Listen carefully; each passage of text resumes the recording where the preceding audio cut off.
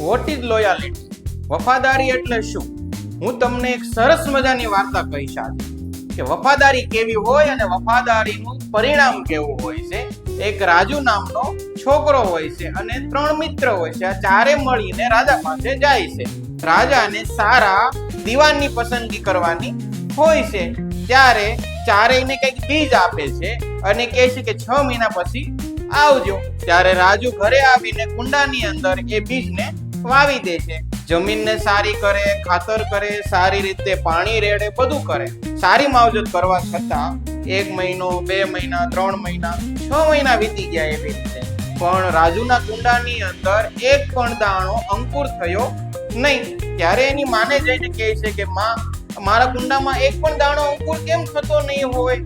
તો પણ છતાં 6 મહિના પછી રાજુ એ જ કુંડું લઈને રાજા પાસે જાય છે. તો તેના બીજા મિત્ર પણ રાજા સાથે આવ્યા. તો રાજાની પાસે આવતાની સાથે રાજુએ બીજાનું કુંડું જોવે છે.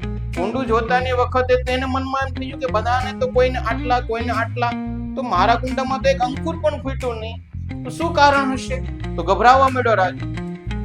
રાજા આવીને રાજુ સામે જોવે છે ને સ્માઈલ આવી. કારણ કે રાજાએ ત્યારે કીધું કે મેં ચારેયને એક જ સરખા દાણા આપ્યા હતા જે અંકુર થઈ શકે એવા ન હતા, પરંતુ આ ત્રણેય દાણા માર્કેટમાંથી બદલીને વાવેલા છે. એટલે આ પ્રસંગ ઉપરથી રાજુની વફાદારીથી રાજા ખુશ થયા અને એને દીવાનપણું આપ્યું. એટલે જીવનની અંદર કોઈ પણ વસ્તુને પામવી હોય, કોઈ પણ જિંદગીના ક્ષેત્રમાં સફળ થવું હોય તો લોયાલિટી ઇઝ ઇમ્પોર્ટન્ટ.